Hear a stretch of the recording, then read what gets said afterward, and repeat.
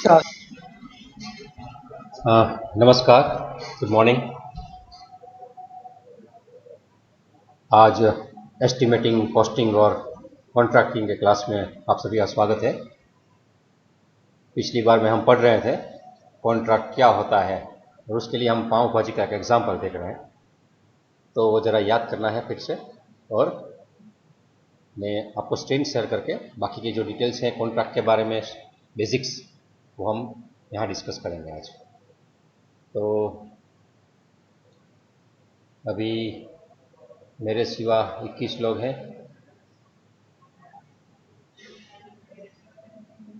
Sir मैं एक question है सर गूगल माइक्रोसॉफ्ट के बारे में। क्या? सर क्वेश्चन है सर एक। बोलिए। सर इसमें सर एक प्रॉब्लम है सर, इसमें फाइल नहीं दिखता है सर, बार बार सर एक बार एक सेकंड में सर चला हाँ, जाता है ओपन वो करते ही। फाइल का एक तो प्रॉब्लम आप है। जो भी हमें सर वो मटेरियल है आपको है सर वो इसमें। क्लासरूम पे अपलोड कर दीजिए ना, जो भी आ, मटेरियल होता है सर हाँ, लेकिन इसमें मैंने सर कल दिखता आपको, नहीं। कल मैंने जैसे आपको बताया था वो फाइल में उस हिसाब से नहीं दिखा गया। मैंने कल स्क्रीन शेयर नहीं करके सर, वो सर पीसी के लिए सर, मोबाइल के लिए नहीं दिखाता है। उसे पीसी में दिखाएगा, मोबाइल में नहीं दिखाता है। नहीं, मोबाइल से कैसे कनेक्ट करना, मैंने मोबाइल से फिर स्क्रीन शेयर करके दिखाया था कि ये जगह पे आपको दिखेगा, तो वो आपने नहीं किया। और सर और में सर असाइनमेंट में सर कुछ नहीं दिखाते हम।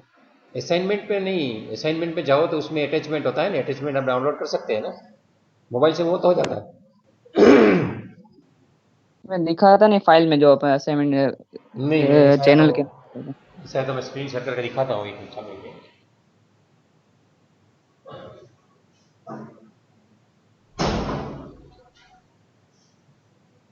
मोबाइल का स्क्रीन शेयर करता हूँ मैं।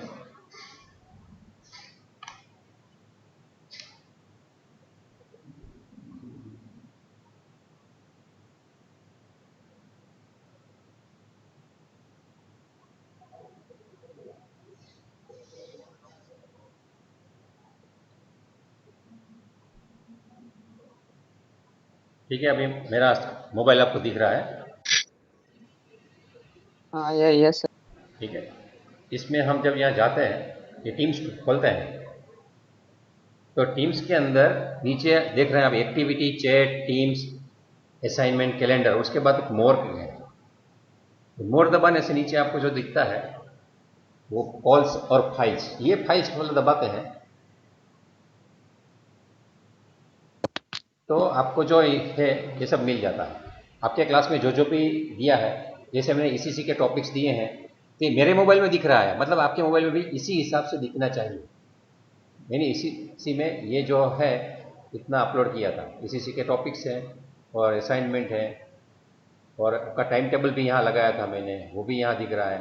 क्योंकि आपको इसे ज़रूरत नहीं है तो मैं निकाल देता हूँ, टाइम टेबल तो आपके पास है अभी। ठीक है, यहाँ से डिलीट नहीं होगा मुझसे। तो आप एकदम आसानी से फाइल में जा सकते हैं। मैं मानता हूँ आप यहाँ जाते हैं टीम्स में और अपने जनरल में, तो यहाँ वाली जो फाइल्स आती है ये, तो थोड़ी देर सर दिखा, ये सर गायब हो जाता है 2 सेकंड में ही। अभी मेरा जो देखो चल रहा है, तो उसकी ये ऐप है, आप अपडेट कर देना तो बहुत रहेगी शायद। ये आप देख रहे हैं सब, मैंने केस स्टडी ये सब कुछ डाला है, तो ये फाइल भी दिख रही है, ऐसा कोई वो इश्यू नहीं है। अभी ये जो ऐसा चला गया, ठीक है ना, ये चला गया सर ना। हाँ ये।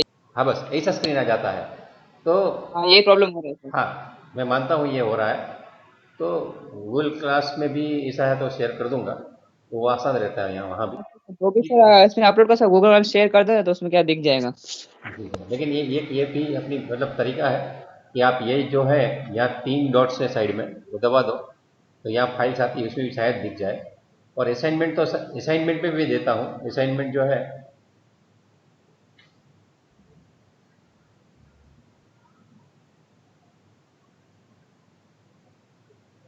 तो असाइनमेंट में जो आपको दिया जाता है वो सब यहाँ से आप देख सकेंगे।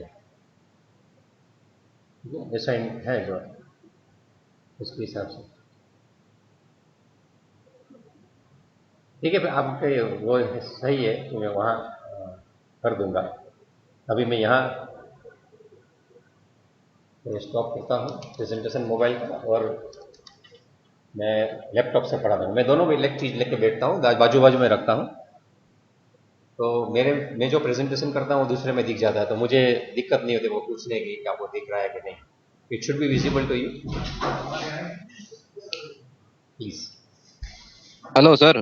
हाँ हेलो हाँ बोलो સર ને. તમે ઓલો 3 ટપકા વાળો ફાઇલમાં કીધો ને કે એમાં ફાઇલમાં જઈને જોજો એમાં દેખાશે, હમ પણ સર એમાં જોવા જઈએ તો એમાં નથી દેખાતો. મેં હમણાં જોયું નથી દેખાતું સર. તો એક કામ કરજો ને, તમે ગૂગલ ક્લાસરૂમમાં શેર કરી નાખજો તો બધાને વિઝિબલ રહે ને. સારું એવું कर यस सर, उसमें सिर्फ 2 ही फाइल दिख रही है। यस सर, मैं वही बता रहा हूँ. ठीक है वहाँ. हाँ सर, 2 ही फाइलें दिख रही है अभी भी। ओके. और सर जो आपने नीचे असाइनमेंट का बताया ना, उसमें जाने पे बताता है कि आप टीचर को बोलिए कोई क्लास बनाए। अभी कोई क्लास बना नहीं है। नहीं, सभी का गूगल क्लास तो सबका बन चुका है वैसे, हर एक सब्जेक्ट का गूगल नहीं क्लास सर, इसी में माइक्रोसॉफ्ट टीम में आपने बोला ना, नीचे असाइनमेंट का एक टैब है। किसमें? ये माइक्रोसॉफ्ट में नीचे में आपने बोला ना, हमारे टीम्स के बगल में एक है ना असाइनमेंट का टैब है। उसको खोलने पर उसमें से हमको मिल जाएगा सारा। हाँ तो उसमें हम खोलते हैं तो बोलते हैं कि आप है ना अपने टीचर को बोलिए कि कोई है ना मतलब क्लास बनाए। अभी क्लास बना नहीं है। यू हैव हाँ no sir, class. you need a class to start using assignment ऐसा लिखा है, कुछ नहीं दिखा नहीं है। नहीं, असाइनमेंट इसे मुझे पता नहीं आपको क्या दिक्कत आ रही है, शायद ऐसा है तो आप एक बार लॉग आउट करके फिर से इंस्टॉल कर लेना। शायद इसमें क्या है, सब रिस्टार्ट वाला भी प्रॉब्लम हो सकता है, लेकिन हम गूगल क्लास जो जितने बने हैं ना उसमें सब वो आपके फाइल्स डाल देंगे। पढ़ने में तो दिक्कत नहीं हो रही कम से कम अभी, ये एक अच्छी चीज़ है। लेकिन दूसरी जो दिक्कत आ रही है इसको सॉल्व करने का हम उसको बोलेंगे कि ये ऐप हमारे हाथ में नहीं है, वो तो जो मतलब माइक्रोसॉफ्ट ने दी है उसी के हिसाब से अभी हम चला रहे हैं। कि अभी मैं स्क्रीन शेयर कर रहा हूँ मेरी।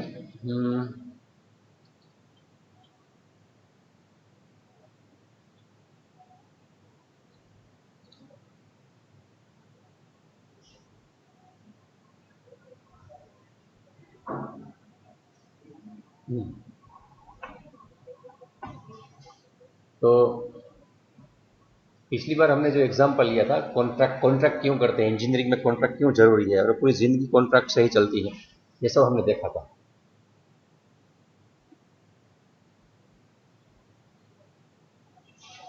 तो हम इतने टॉपिक कवर करेंगे, इसमें से 6 टॉपिक अभी। Definition of contract and types of contract,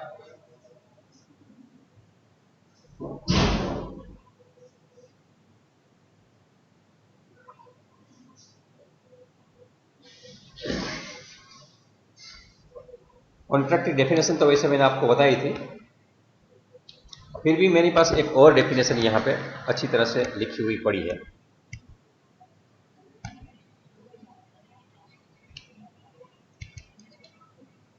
वो मैं आपको दिखाता हूं।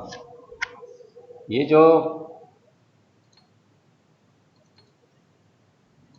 कॉन्ट्रैक्टिंग है इसमें कॉन्ट्रैक्ट क्या है, ठीक है, हम प्रयास करते हैं। ये एक फॉरेन की यूनिवर्सिटी ने बनाया हुआ था, तो उसका छोटा सा मैं आइडिया आपको दूंगा। कॉन्ट्रैक्ट क्या है, तो जैसे मैंने आपको बताया था कि हम जो कुछ काम नहीं कर सकते खुद से, वो दूसरों से करवाना पड़ता है। वो दूसरा मुफ्त में नहीं कर देता है, तो उसको पैसे देने पड़ते हैं। और हम जो पैसे देते हैं तो दूसरा आदमी बोलेगा कि उनको क्यों पैसे देते हो, मुझे भी दो। तो मैं बोलूँगा वो तो मेरा काम 50 रुपये में कर रहा है, वो बोलेगा सर मैं तो 40 रुपये में कर दूंगा। तो ये से मुझे जो काम करने हैं वो करने वाली बहुत सारी पार्टियां हैं, तो उनके लिए हमें ये सब पूरी कॉन्ट्रैक्टिंग सिस्टम समझनी पड़ती है। तो कॉन्ट्रैक्ट है ये पूरी ज़िंदगी में सुबह से शाम तक चलता है। जैसे मैंने पिछली बार भी बताया था कि फैमिली भी एक कॉन्ट्रैक्ट सिस्टम है, लेकिन इसमें धर्म आ जाता है, तो वो बात हमें अभी सोचनी नहीं है। लेकिन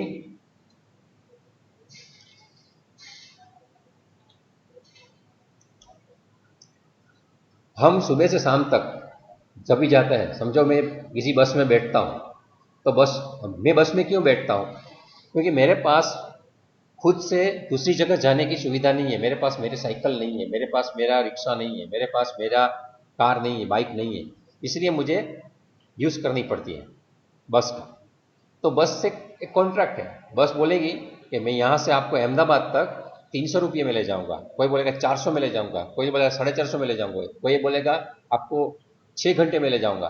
तो it is one kind of contract, वो लिखित नहीं होता है हमारे बीच में, वो एक लिखापटी नहीं होता। लेकिन हम जब बैठते हैं, उसका पेमेंट करते हैं, उसका अपने को पर्ची देता है, चिट्ठी, उसमें हमारा नाम लिखा होता है, डेट लिखी होती है, टाइम लिखा होता है, और कुछ कंडीशन के भाई लगेज की जिम्मेदारी आपकी रहेगी, बीच में एक्सीडेंट हो जाएगा तो हमारी जिम्मेदारी नहीं है, तो ऐसी कुछ कंडीशन भी लिखी होती है। पैसा रिफंडेबल नहीं है। तो हमने बस क्यों की? क्योंकि हमारे पास अपना खुद का व्हीकल अहमदाबाद जाने का नहीं है, इसलिए हमने बस के वाले के साथ कॉन्ट्रैक्ट किया। वो कॉन्ट्रैक्ट कितने घंटे का था? 3 घंटे का, 4 घंटे का। उसके लिए क्या, वो सर्विसेज में कन्वर्ट कर दिया गया, वो डायरेक्ट कॉन्ट्रैक्ट में नहीं रहता अभी, कोई भी वो यूज कर सकता है। ठीक इसी तरह से हमारे घर में समझो बहुत बड़ा मकान है, हम झाड़ू पोछा नहीं कर सकते हैं, तो हम किसी को बोलते हैं कि मेरे घर पे झाड़ू पोछा कर दोगे, तो मैं कर दूंगा। कितने लोगे? एक रूम का इतना लूंगा। तो ये कॉन्ट्रैक्ट है। उसमें कंडीशन क्या रहेगी कि काम एकदम सही ढंग से करेगा, इतने बजे आ जाएगा, इतने घंटे में खत्म कर देगा।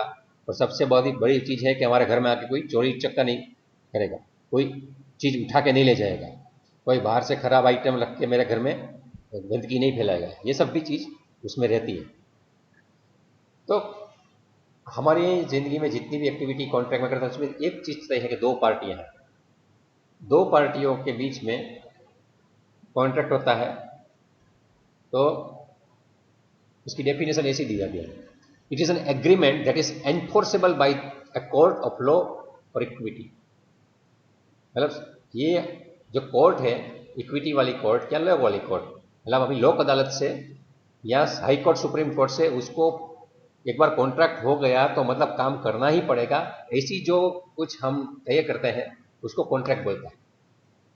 तो कॉन्ट्रैक्ट में दो पार्टी होती है, इसमें लिखा है कि if one party fails to perform as promised, दोनों पार्टी में से एक पार्टी क्या बोलती है, मैं काम कर दूंगा, दूसरी पार्टी क्या बोलती है, मैं पेमेंट करूंगा। अगर दोनों में से एक भी पार्टी कोई भी तरीके से कहीं फंस जाती है, उसको संतोष नहीं होता है, तो वो तीसरी मतलब कोर्ट में जाके बोल सकते हैं कि ये मुझे जिस हिसाब से हमने शर्तें रखी थी वो काम नहीं कर रहा है, इसलिए आप हमें मदद कीजिए। और ये पूरी वकालत है उसी में चलती है। दो लोग शादी करते हैं, मजा नहीं आता है, कोर्ट में डिवोर्स के लिए जाता है कि हमारा कॉन्ट्रैक्ट चलता नहीं है, इसलिए क्या होता है, वकील को पैसा दो। मतलब कॉन्ट्रैक्ट सही तरीके से ही करना चाहिए ताकि वकील कमा न सके, वरना वकील यही काम करते हैं कि हमारा झगड़ा है और वो पैसा कमाता रहता है। तो कॉन्ट्रैक्ट में दोनों पार्टी में एक भी पार्टी मुखर जाती है तो क्या होता है, एक तो संबंध बिगड़ते हैं और दूसरा है दोनों पार्टी में तो नुकसान हो जाता है। तो कॉन्ट्रैक्ट ये चीज है। अभी कॉन्ट्रैक्ट के प्रकार कितने हैं, ठीक है, हमें कॉन्ट्रैक्ट के प्रकार देखने हैं। तो कॉन्ट्रैक्ट के प्रकार देखने के लिए हम जाते हैं, एक के बाद एक नाम लेता हूं। अभी कॉन्ट्रैक्ट के बारे में आप ये समझ चुके हैं कि दो पार्टी के बीच में होता है और काफी काम का होता है। हमें इंजीनियरिंग में है तो इंजीनियरिंग में के हिसाब से हमें सोचना है। कॉन्ट्रैक्ट एक है फुल कॉन्ट्रैक्ट, मतलब हमें जो भी काम करना है किसी एक पार्टी को बोल देना है और पूरा का पूरा कॉन्ट्रैक्ट वो रखेगा। अगर उनको वो कुछ काम आता नहीं है तो वो दूसरे लोगों को देगा, लेकिन हमें उनको देखना है कॉन्ट्रैक्ट वो पूरा का पूरा देना है। मतलब उसमें आप सोच सकते समझो कि आपके वहाँ कोई शादी है, तो पुराने ज़माने में हम लोग सब कुछ अपने घर पे ही करते थे, रिनोवेशन करते थे, मंडप डालते थे, सब कुछ हम हमारे हाथों से करते थे। लेकिन अभी एकदम डेस्टिनेशन मैरिज का कंसेप्ट आ चुका है। कोई अपने घर पे शादी नहीं करता, क्या करना है तो कि यहाँ से हम चलो पुणे आ जाते हैं, पुणे की होटल बुक करते हैं, दोनों पार्टी जाती हैं और मैरिज में जाके आ जाते हैं। तो ऐसा कॉन्ट्रैक्ट होता है, ऐसे ही कोई कंपनी खोलता है कि भाई डेस्टिनेशन मैरिज फुल कॉन्ट्रैक्ट मुझे देना है। आपको क्या करना है, सिर्फ पेमेंट देना है, मतलब वर पक्ष में से कितने गेस्ट आ जाएंगे, कन्या पक्ष में से कितने गेस्ट आ जाएंगे, उसकी संख्या दे दीजिए और कितने दिन के आपको क्या क्या इवेंट्स करनी है मुझे बता दीजिए। तो इसके हिसाब से फुल कॉन्ट्रैक्ट लेगा। उसमें मतलब माल सामान, सप्लाई, ट्रांसपोर्टेशन, मजदूरी, कुछ भी, एवरीथिंग इट इज कंसिडर्ड। लेकिन ये कॉन्ट्रैक्ट में उसको हमें इन्फोर्स कराने के लिए सब कुछ देखते रहना है। क्या देखते रहना है कि वो जो काम है वो सही मायनों में कर रहा है कि नहीं कर रहा है। छोटा मोटा काम उसका तो ठीक है, हम ऑब्जर्वेशन कर लेते हैं, लेकिन जो बड़ा कॉन्ट्रैक्ट होता है वो इस हिसाब से करना होता है कि जिसमें हमें सब कुछ मेजर करते रहना है। किसी आदमी को अपनी पार्टी में से भी रखना है कि वो देखते रहे कि सही में उसने जो बोला था कि मैं सुबह को आपको बटाटा पोहा खिलाऊंगा और उसमें सब में काजू डालूंगा, तो काजू डाला था क्या नहीं डाला, कि एक ही काजू डाल के छोड़ दिया। मैं तो काजू डाला था, लेकिन क्या है 50 लोगों का बटाटा पोहा बनता है, उसमें 3 काजू डाल देगा तो क्या चलेगा। तो सब मतलब एक क्वालिटी मेंटेन करने के लिए अपने हिसाब से एक आदमी हमको रखना होता है। तो ये चीज़ है। और दूसरी एक फुल कॉन्ट्रैक्ट है, ऐसा एक टर्न की कॉन्ट्रैक्ट आता है। टर्न की कॉन्ट्रैक्ट में क्या होता है, ये ज़्यादातर बड़े बड़े डैम बांधते हैं या ब्रिजेस बांधते हैं, तो इंजीनियरिंग में ये टर्न की होता है। जैसे डेस्टिनेशन वेडिंग है, उसमें फुल कॉन्ट्रैक्ट दे दिया, उसमें उसको डिजाइन करना नहीं है, उसको लड़की ढूंढना नहीं है, लड़का ढूंढना नहीं है, ठीक है, माँ बाप ढूंढने नहीं है, उसको टू डू नथिंग, उसको फिर इवेंट मैनेज कर देनी है। लेकिन जब इंजीनियरिंग में आते हैं तो डिजाइन से शुरू होता है। तो टर्न की कॉन्ट्रैक्ट क्या है कि पूरा का पूरा आपको पैसा देना है, वो डिजाइन खुद बनाएगा। आपको ये बताना है कि चलो मुझे स्टैच्यू ऑफ यूनिटी बनानी है, वहां मुझे सरदार वल्लभ भाई पटेल का 110 मीटर ऊंचा या जितना भी है उतना ऊंचा एक स्टैच्यू बनाना है।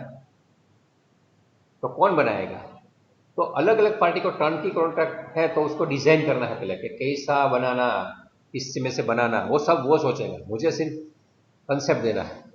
तो टर्न की में फ्रॉम डिजाइन वो बनाएंगे, स्पेसिफिकेशन वो देंगे, ड्राइंग भी वो बनाएंगे, और सबका खर्चा वो करेंगे। वो ड्राइंग का कंप्यूटर चाहिए, प्रिंटिंग चाहिए, सब उनको ही करना है। तो डिजाइन बना दिया, स्पेसिफिकेशन ड्राइंग बना गया, वो इनिशियल पार्ट हो गया। बाद में उसको मटेरियल लाना, उसको मजदूरों के पास असेंबली करवाना, उसको वहां लगाना, उसका पॉलिशिंग करना और एकदम डेकोरेटिव सब कुछ बना के बाद में गवर्नमेंट पार्टी को दे देना कि देखो आपने जैसे बताया था मैंने बना दिया है। अपने बात कितनी हुई थी, ये 750 करोड़ की, तो मुझे 750 करोड़ दे दीजिए, ठीक है। तो टर्न की, लेकिन टर्न की में पूरा आप बनाओ और बाद में बोल दे कि ये मुझे अच्छा नहीं लगता है, ऐसा नहीं चलता है। टर्न की प्रोजेक्ट में आपको पेमेंट टाइम टू टाइम देना। सबसे पहले डिजाइन बनाएगा, डिजाइन बराबर है, आपने साइन कर दिया, ओके है, बाद में ही वो आगे का स्पेसिफिकेशन अच्छा बनाएगा। तो टर्न की प्रोजेक्ट में आपके तरफ से कौन बैठेगा, टेक्निकल एक्सपर्ट बैठेगा और फाइनेंस वाला बैठेगा, और जितना काम होता जाएगा उसका इंस्पेक्शन करने का और बाद में उनका पेमेंट करते जाने का। तो वन बाय वन उसका फेस ऑफ पेमेंट होता है। तो उसमें एक ये चीज भी है कि टर्न की प्रोजेक्ट में कभी भी कहीं कोई चेंजेस करने होते हैं तो उसके हिसाब से आपको खर्च में भी चेंजेस करने पड़ेंगे। आपने बोला है कि ये काम बुलेट ट्रेन लगाना है 12,000 करोड़ में लग जाएगा, लेकिन आपने कहाँ से बोला है, तो अहमदाबाद से बंबई में। लेकिन अहमदाबाद से बंबई में के बदले आप बोलते हैं कि मुझे बड़ौदा तक ही जाना है। अगर ऐसा कोई आप फर्क कर रहे हैं तो आपको कॉन्ट्रैक्ट रिवाइज करना पड़ेगा। लेकिन ये जो कुछ भी कॉन्ट्रैक्ट है, ये कॉन्ट्रैक्ट में कॉन्ट्रैक्टर को ही सब कुछ करना है, हम वहां सिर्फ इंस्पेक्शन में रहते हैं। इसके बाद एक है लमसम एंड मेजरमेंट कॉन्ट्रैक्ट। इसमें जो कुछ भी काम है वो पहले से एकदम जेने आप गुजराती में कहे ना उधड़ू उधड़ू कहवाय, मापी दई देवाना। तो ये लमसम उसको बोलते हैं, इंग्लिश में उसका लमसम एक जत्था, कि भाई कितना होगा। तो आप जैसे बोलते हैं कि भाई मुझे 200 200 200 किलो आइसक्रीम चाहिए, आप ऐसे बोलते हो। आप ऐसे नहीं बोलते मुझे 10 प्लेट चाहिए, 100 प्लेट चाहिए, 1000 प्लेट चाहिए, आप सीधा 200 किलो आइसक्रीम लेते हो।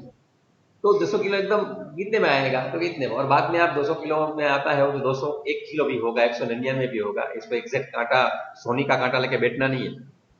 लेकिन आप एक बार तय कर दिया, मतलब तय कर दिया, स्पेसिफिकेशन देना है आपको कि इसमें आपको वेनिला डालना, वो डालना, सब हो जाए। तो लमसम में आपको मेजरमेंट कहीं कहीं करना है। मेजरमेंट किसका करना है कि आप जैसे बोलते हैं ना कि मेरे 5 रूम है, उसमें तुझे डिस्टेम्पर करना है, या मेरी 10 गाड़ियां हैं, उसके टायर तुझे चेंज कर देने हैं।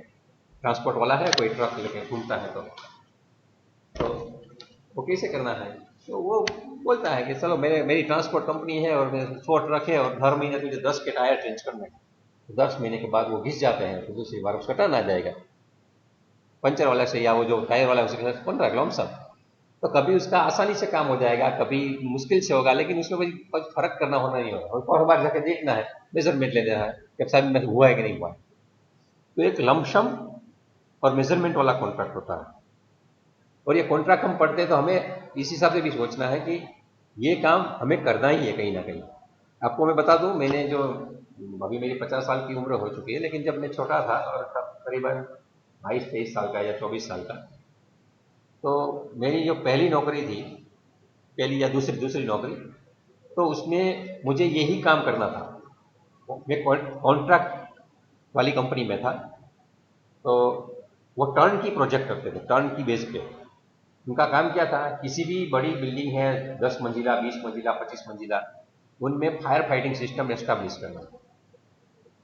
तो रोज सुबह जाने के बाद मुझे पूरे इंडिया के न्यूज़पेपर थमा दिए जाते थे, मेरे टेबल पे आ जाते थे, प्यून रख के जाता था और मुझे बोला जाता था कि आपको सब न्यूज़पेपर पढ़ने सुबह 1 घंटे। तो मैं सुबह 1 घंटे तक न्यूज़पेपर पढ़ता था।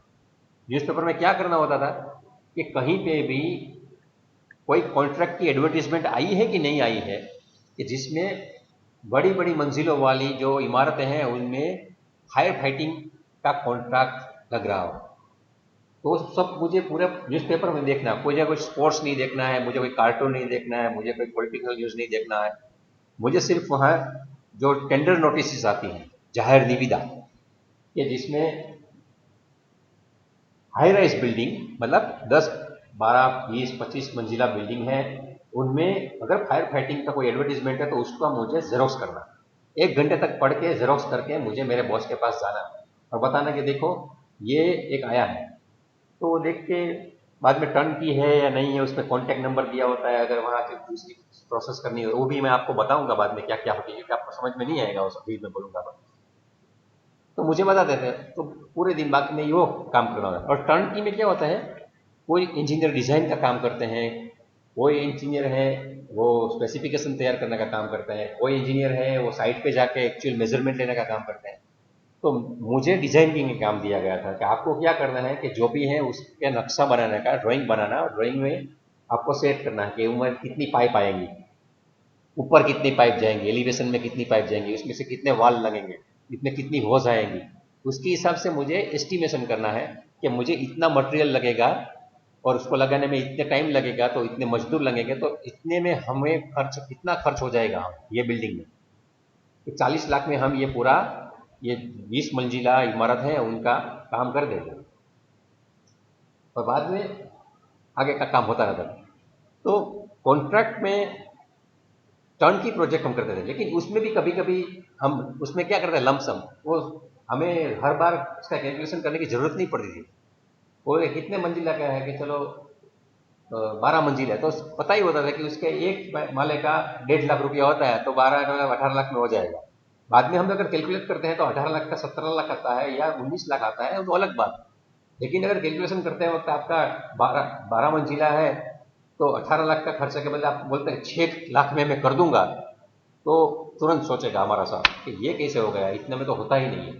और अगर कोई हमारी सामने वाली पार्टी है कि ये बिल्डिंग में जैसे हमारी कंपनी देखती थी उसी तरह दूसरी कंपनी भी देखती है, कॉम्पिटिटर होते हैं, तो हम जब 18 लाख लिखते हैं तो वो लोग 17 लाख लिख के पास करवा लेंगे अपना कॉन्ट्रैक्ट, और वो लोग कमा जाएंगे और हमारा खर्चा माथे में पड़ेगा। तो ये भी नहीं होना चाहिए। तो उस हिसाब से पूरा कॉन्ट्रैक्ट बनता है। तो लमसम में क्या होगा, आप उधरा मतलब कैलकुलेट कर दो इतने में हो जाएगा। जैसे आप बोलता है ना कि आप किसी शादी वाले का जाओ, महाराज को पूछो कितने लोग खाने वाले हैं, तो 300 लोग, तो इसे हिसाब करके एक 100 रुपये की थाली 30,000 रुपये में हो जाएगा, ऐसे बोलते हैं। लेकिन अभी कहीं अच्छी जगह जाओ तो बोलते कि भाई इसे तो नहीं, आपको क्या क्या आइटम बनानी, तो अभी 1200 रुपये की भी थाली बनती है, तो 300 लोगों का 3.5 लाख का भी बिल आ सकता है। लेकिन नॉर्मल पर्सन के लिए 100 रुपये में अनलिमिटेड खाएंगे एक स्वीट के साथ, तो वो उधरा है कॉन्ट्रैक्ट। कितने में बनेगा, इतने में बनेगा, ठीक है। तो एक लमसम टाइप का। इसके बाद है परसेंटेज कॉन्ट्रैक्ट, टकावारी। इसमें मुझे लगता है आपको कुछ समझाने की जरूरत नहीं है, लेकिन फिर भी कॉन्ट्रैक्ट में क्या होता है परसेंटेज में कि जितना भी खर्चा होगा उसका इतना टका मुझे देना है।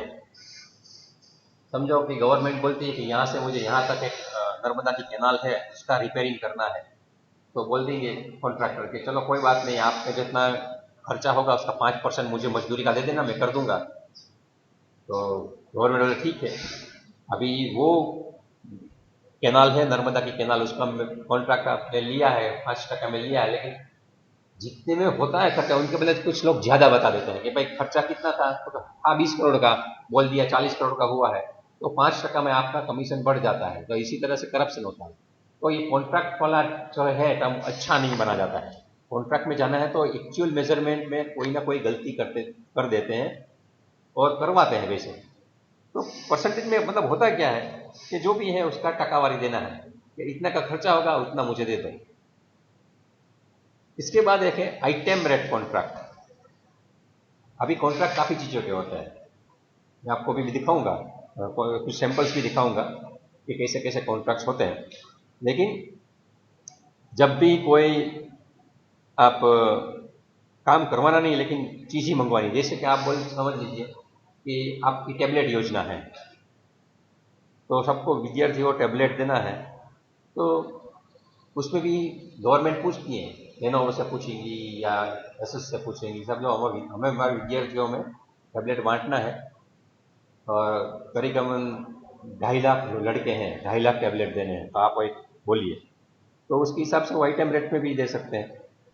तो ये, और दूसरी बात ये भी है आइटम रेट में क्या होता है कि कुछ काम ऐसे होते हैं जो करवाने भी होते हैं। समझो कि आपको कहीं बहुत ही बड़ी बिल्डिंग है और सभी में विंडोज फिट करनी है, तो विंडोज में भी वो बोलेगा, वो टर्नकी वाला है किसी सब कॉन्ट्रैक्ट को देता है, दूसरे को देता है कि भाई विंडो का काम को करेगा, हाँ एक विंडो का कितना लगेगा, तो बोला तब विंडो का स्पेसिफिकेशन बताओ, तो स्पेसिफिकेशन बताने के बाद बोले कि एक विंडो का 400 रुपये में मैं लगा दूंगा, मजदूरी कर दूंगा, मटेरियल आपको देना है। तो ठीक इसी हिसाब से आप एक आइटम रेट कॉन्ट्रैक्ट भी कर सकते हैं, मतलब मटेरियल सप्लाई में भी होता है और लेबर में भी होता है। आइटम रेट कॉन्ट्रैक्ट दोनों जगह हो सकता है, ऐसा ही नहीं है कि सिर्फ मटेरियल सप्लाई में होता है, बट लेकिन वो पर पीस के हिसाब से होता है। इसके बाद में शेड्यूल कॉन्ट्रैक्ट होता है। ये जनरली इंडस्ट्री में यूज होता है हर एक जगह। जैसे आप अभी विजन डिजाइन में पढ़ रहे थे, आई सेक्शन और एंगल चैनल ये सब, तो कहीं कहीं पे आपको स्ट्रक्चर बनाना होता है तो वो शेड्यूल के हिसाब से बन जाता है कि आप कहीं फैब्रिकेशन करते हैं, कहीं समझो मोबाइल का टावर लगा रहे हैं आप, तो मोबाइल का टावर लगाना है, उसका एंगल आएगा, चैनल आएगा, तो वो टावर की हाइट के हिसाब से नहीं चलता, वो कैसे रहता है शेड्यूल होता है कि भाई देखो इसमें वेल्डिंग है, ये पर मीटर वेल्डिंग का इतना भाव लगेगा, टावर का पेंटिंग करना है तो 1 स्क्वायर फीट पेंटिंग करोगे तो इतना भाव लगेगा, 2 पोट लगाओगे तो इतना लगेगा। तो उसका पूरा शेड्यूल मतलब एक मेनू जैसा होता है, वो मेनू देख के आपको तय करना है वो कॉन्ट्रैक्ट में कि मैं ये काम करना चाहता हूँ। उसमें सब कुछ करना जरूरी नहीं है, गवर्नमेंट ये सब कुछ एक शेड्यूल देती है कि मेरा जो टावर बन रहा है उसमें आपको फैब्रिकेशन भी करना है, पेंटिंग भी करना है, रिवेट भी लगाना है, जो कुछ भी है उसमें इतना इतना शेड्यूल है, आप क्या क्या काम कर रहे हो। पूरा टर्नकी पे नहीं है तो इससे अलग अलग पार्टियों को बुला के भी दिया जाता है। तो वो शेड्यूल मतलब एक मेनू जैसा होता है, उसमें उसको ऑफर दिया जाता है कि ये काम है, आपको करना है कि नहीं करना है, मैं इतने में ही कराऊंगा, इससे ज़्यादा नहीं दूंगा। If you are ready to do it forget. मतलब उससे से हम दूसरों के पास अलग अलग पार्टियों से भाव मांगते हैं, ऐसा भाव मांगना नहीं होता है। हमारा भाव पहले से तय है कि ये का भाव है, आपको करना है तो आ जाओ, नहीं करना है तो मत आओ, इस हिसाब से भी होता है। इसके बाद मटेरियल सप्लाई कॉन्ट्रैक्ट, ये भी एक कॉन्ट्रैक्ट है जिसमें कुछ लेबर की चीज़ सोचनी नहीं है। जैसे मैंने टैबलेट का बताया था, तो टैबलेट की जो सप्लाई करनी है गवर्नमेंट में, लेकिन मटेरियल भी अलग अलग प्रकार के होते हैं, उसमें एक तो टैक्सेशन भी देखना है और ट्रांसपोर्ट भी देखना है। जैसे कोई बोलेगा अभी समझो मटेरियल सप्लाई है, आप क्या सोचे, जैसे अभी जोमेटो ही देखिए, हम रेडीमेड फूड है वो कुक फूड, उसका मटेरियल सप्लाई वो करता है कोई, तो हम जोमेटो से मंगवाते हैं, तो उसमें जो ट्रांसपोर्टेशन का चार्ज है वो लग जाता है, तो हमें ज़्यादा पे करना पड़ सकता है। तो जब भी मटेरियल सप्लाई है, आप कहीं भी कॉन्ट्रैक्ट लो, मटेरियल सप्लाई काफ़ी, समझो किसी की जगह आपको रेती सप्लाई करनी है, कहीं सीमेंट सप्लाई करनी है, कहीं स्टील सप्लाई करना है, कहीं नंबर ऑफ मतलब वेल्डिंग रॉड का सप्लाई करना है, कभी पेट्रोल डीजल का भी सप्लाई करना होता है, या आर्मी में देख लो तो आपको बुलेट प्रूफ बख्तर का सप्लाई करना है, या हेलमेट का सप्लाई करना है, ये मटेरियल सप्लाई है। तो मटेरियल में आपको पर पीस भाव दे सकते हैं, या वेट के हिसाब से, या टन के हिसाब से दे सकते हैं, या लेंथ के हिसाब से देख सकते हैं। समझो आपको एंगल चैनल या सलिया होता है ना, स्लैब में लगाते हैं वो आप उसको वजन में नहीं देना है तो आप उसको लेंथ पे भी दे सकते हैं।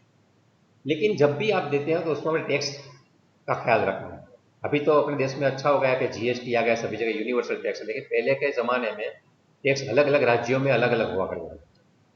तो टैक्स का ख्याल रखना कि भाई मैं ये टैक्स दूंगा, ये टैक्स नहीं लगना चाहिए, वो आपको देना है, ये भी कॉन्ट्रैक्ट में कंडीशन डालनी पड़ती है। उसके सिवा ट्रांसपोर्टेशन कॉस्ट, अभी आप देखोगे तो समझो आपने अपनी ऑफिस के लिए 50 चेयर खरीदी है, तो चेयर खरीदी तो वो बोलेगा कि एक चेयर का 400 रुपया लगेगा, तो अगर ठीक है भेजवा दो, तो भेजना नहीं है, आपको ले जाना है। तो मटेरियल सप्लाई का कॉन्ट्रैक्ट है कि एक चेयर 400 रुपये की, 300 चेयर है, 1,20,000 में ले जाओ। लेकिन वो उनको सप्लाई नहीं करेगा। क्यों नहीं करेगा? क्योंकि उनको तकलीफ है ट्रांसपोर्टेशन की, ज़्यादा भाड़ा लगेगा, तो उसका भाव इसमें कॉन्ट्रैक्ट में कैलकुलेट करना चाहिए। और सबसे इम्पोर्टेंट है उसका टाइम ड्यूरेशन। जब भी आप किसी के पास समझो कि आपने आइसक्रीम मंगवाया, आइसक्रीम खानी है जोमेटो में, और आइसक्रीम लेके आया, लेकिन 2 घंटे के बाद अगर पिघल गई तो शरबत पी तो क्या चलेगा? ऐसे चलता नहीं है। मतलब वो जो भी आइटम है वो एकदम प्रोटेक्टेड फॉर्म में होनी चाहिए। अगर प्रोटेक्टेड फॉर्म में नहीं है, जैसी स्पेसिफाइड है और स्पेसिफिकेशन वाली नहीं है, तो फुट वाली है, तो नहीं चलेगा। समझो आपने कहीं से अपनी ऑफिस में डेकोरेशन करना है, या अच्छा बड़ी बिल्डिंग है उसमें ग्लास लगाने हैं, तो उसने ग्लास का सप्लाई लिया तो वो पूरी बिल्डिंग का इतना स्क्वायर फीट, मतलब 40,000 स्क्वायर फीट का ग्लास दूंगा। अभी मैं आंकड़े बड़े बड़े ही बोल रहा हूँ, क्योंकि मैं मानता हूँ कि ये जरूरी है आपको सोचना। तो बड़ी बिल्डिंग में आपको 40,000 स्क्वायर फीट ग्लास दिया, वहां पहुंचा तो पूरा टूट गया, ट्रांसपोर्ट में कैसे चलेगा? तो ये भी आपको देखना है। वो सप्लायर बोलेगा कि मेरा क्या है, कोई फॉल्ट नहीं है, वो आप ट्रांसपोर्टेशन में बोलिए मुझे मेरे 40,000 स्क्वायर फीट का पैसा दे दीजिए, तो हम मर जाएंगे। तो हमारे जहाँ डिलीवरी है उसकी सब ये कॉन्ट्रैक्ट जब बनते हैं उसमें जो शर्तें डालनी है, वो शर्तें बहुत अच्छी तरह से डालनी है। अगर शर्तें हमने नहीं डाली तो हमारे पैसे फंस जाते हैं और हमें माल मिलता नहीं है। तो मटेरियल में ये भी एक देखना जरूरी है। तो मतलब उसका इंश्योरेंस लेना है या नहीं लेना है। हेलो, सुनाई देता है? हेलो, मेरी आवाज आ रही है क्या? यस सर, आ रही है। Yes sir. तो मुझे कोई डिस्टर्बेंस लगा, कोई बोल रहा है बीच में। ठीक है, सबको म्यूट कर देता हूँ फिर से एक बार में।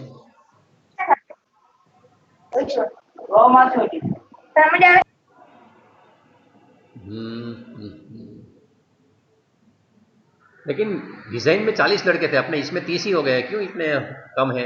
मैं था उस वक्त दीपेश सर के क्लास में भी 40 लड़के बैठे थे उस वक्त, इसमें मेरे क्लास में 30 लड़के हो गए। 10 को क्या इसी पढ़ना नहीं है? ठीक है। मटेरियल सप्लाई के बाद लेबर सप्लाई। हमारा जो सीनियर था वो जोशी, दीपक जोशी, ये लेबर सप्लाई का कॉन्ट्रैक्टर था। लेबर सप्लाई मतलब क्या है कि आपको जितने भी कामगार चाहिए वो कामगार मैं आपको प्रोवाइड कर दूंगा। जैसे आपको बताएं कि आप कहीं भी बिल्डिंग बना रहे हैं तो उसके फाउंडेशन बनाना है, तो फाउंडेशन के लिए मजदूर चाहिए, तो मजदूर कौन लेके आएगा?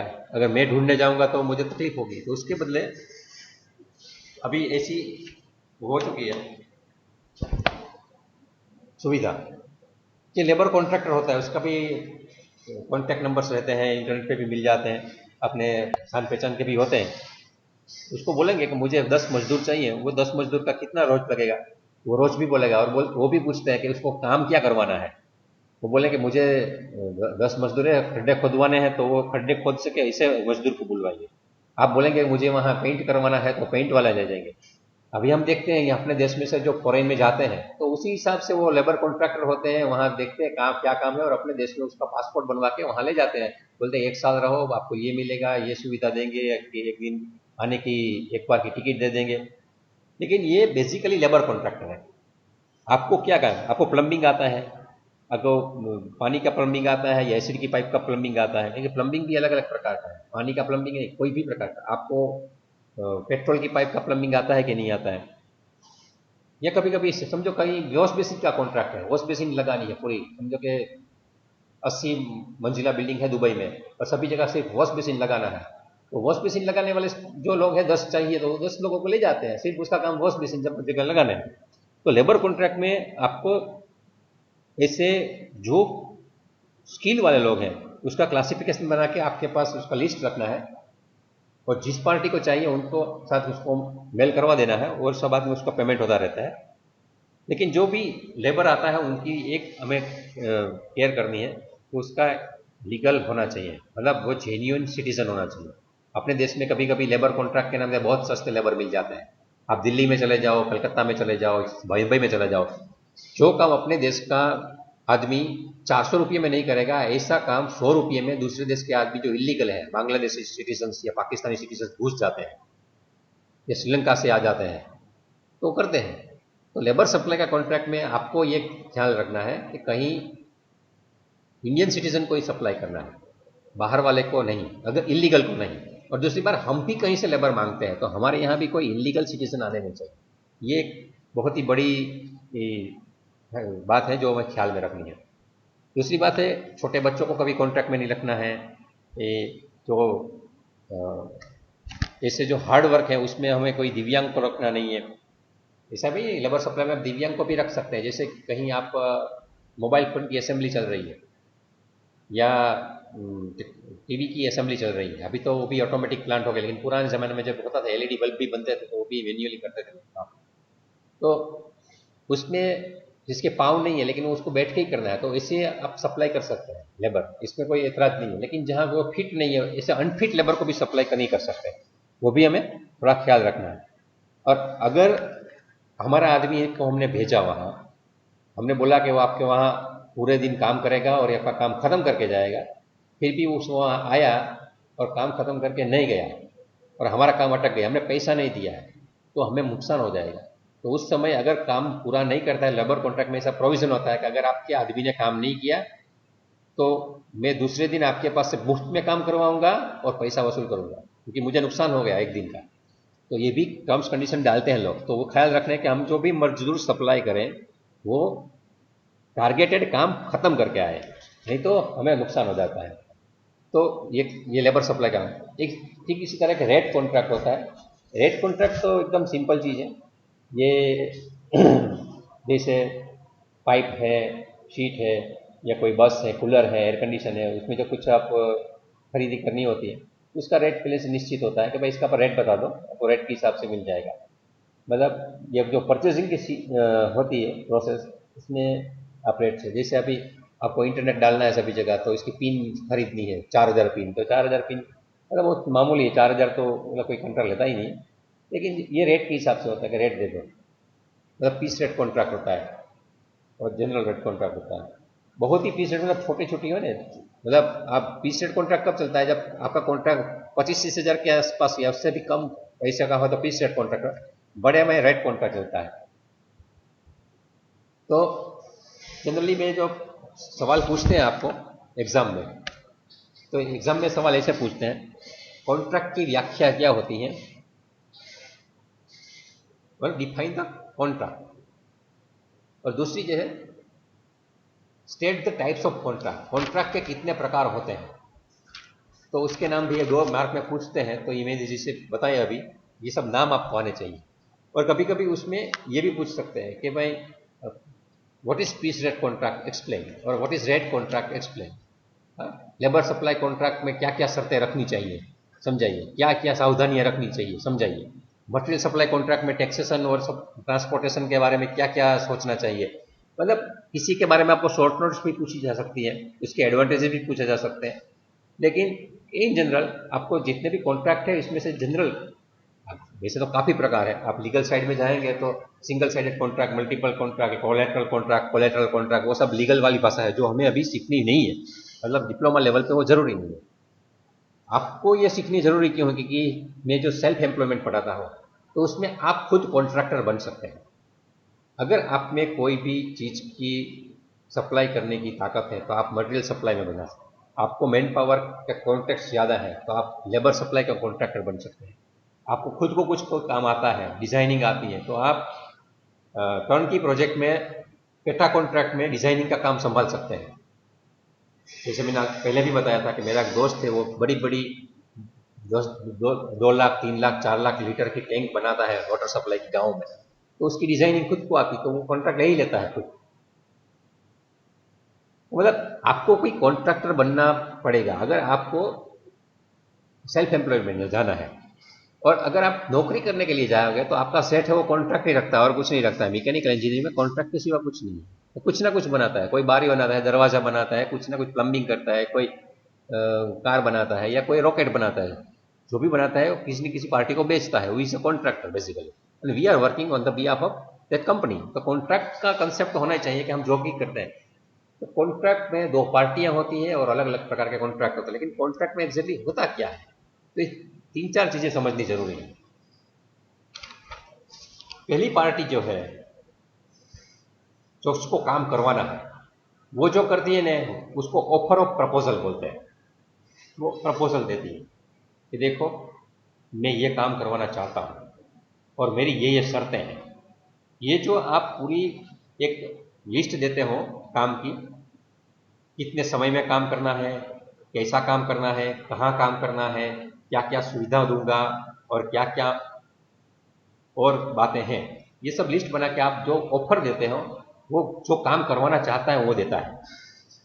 और जो सामने वाली पार्टी है जिसको काम करना है वो एक्सेप्टेंस लेटर देती है। एक्सेप्टेंस मतलब स्वीकृति, सम्मति। वो स्वीकृति देती है कि हाँ मैं आपकी शर्तों से काम करने को तैयार हूं, आप मुझे आपका काम का लिस्ट दीजिए, मैं आपको कितने में कर दूंगा उसका पूरा ब्यौरा अच्छी तरह से आप जैसे चाहते हैं वैसे भाव लेके देख, जो मुझे परवड़ता है वो भाव लेके मैं आपको दूंगा। तो वो एक एक्सेप्टेंस में मैं काम करने के लिए तैयार हूं। अभी समझो कि मुझे एक काम करवाना है कि अपने पॉलिटेक्निक के अंदर मुझे 10,000 वृक्ष लगाने हैं, तो मैं पूरी शर्तें लग दो। अभी कौन तैयार है?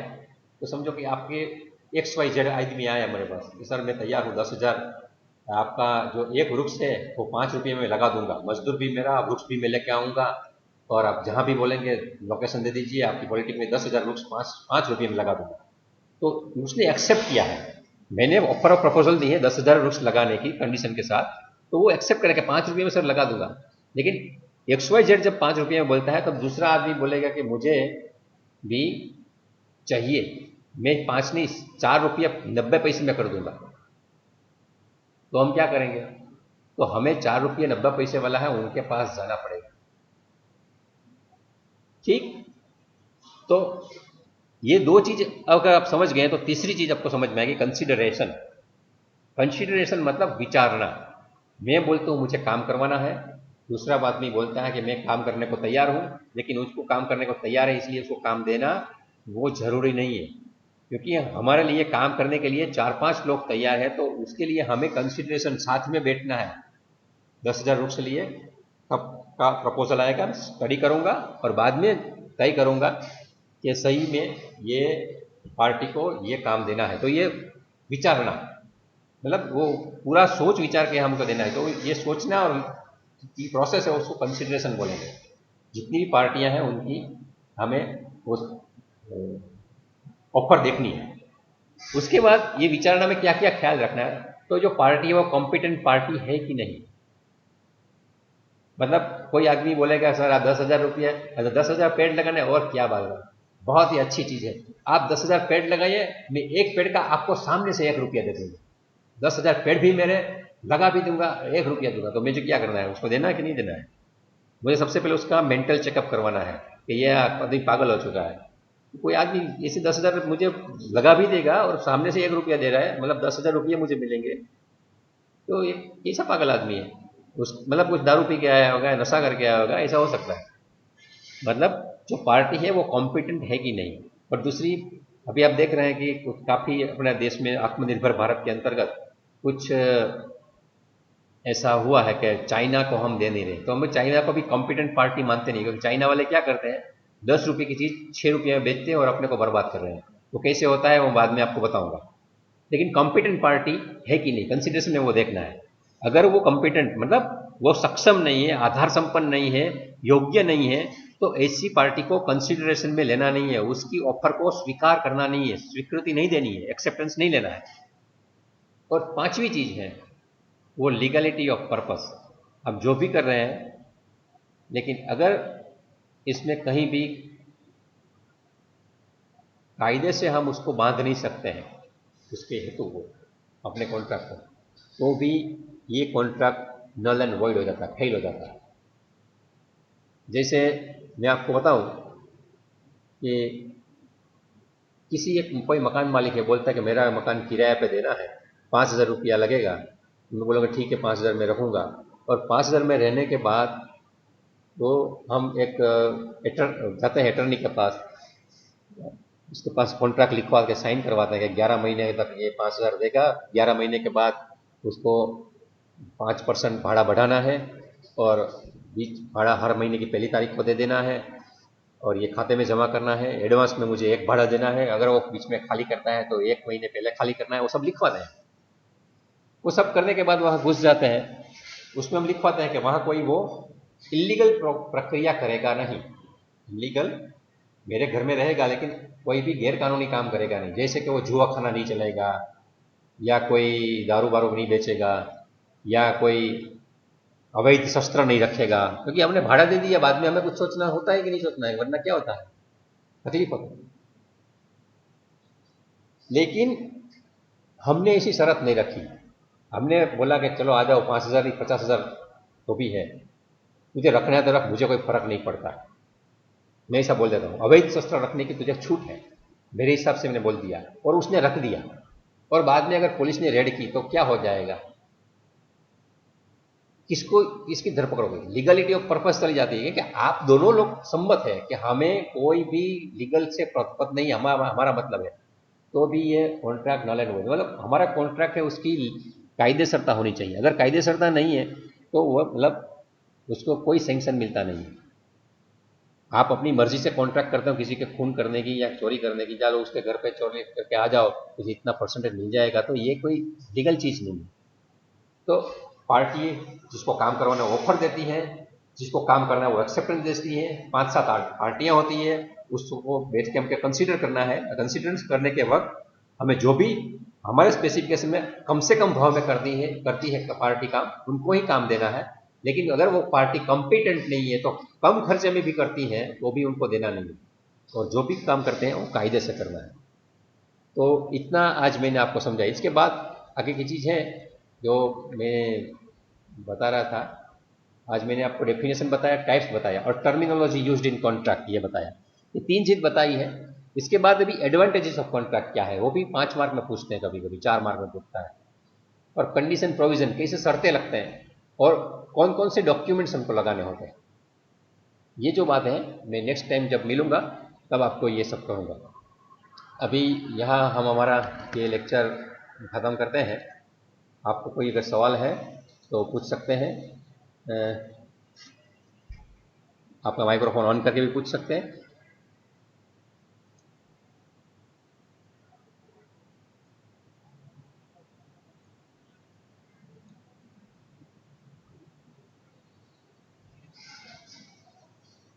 हेलो, कोई सवाल? No questions. No questions.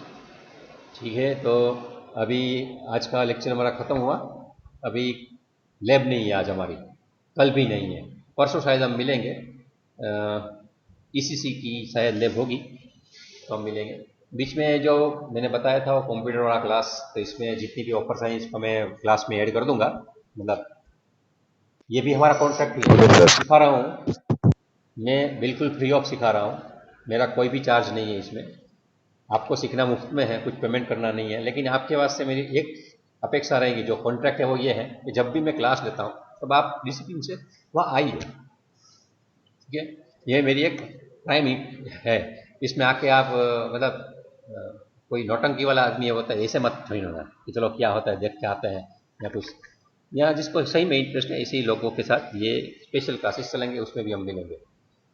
तो अगर कोई सवाल नहीं तो इसके बाद वाले लेक्चर है इसमें आप ज्वाइन हो सकते हैं, आपकी अटेंडेंस ले ली गई है अभी, ठीक है, आप जा सकते हैं। Thank you. और आप जाने से पहले इसमें जो रेटिंग देते हैं ऐसा रेटिंग दे दें 1 2 3 स्टार, तो मुझे मेरा लगेगा कि मुझे ठीक है, अच्छा रहा है मेरा। नहीं तो इम्प्रूव करने के लिए भी सोचता हूँ, हर बार मैं सोचता ही रहता हूँ और काम करता रहता हूँ, ठीक है। Just give your feedback about the lecture and we and this class with this.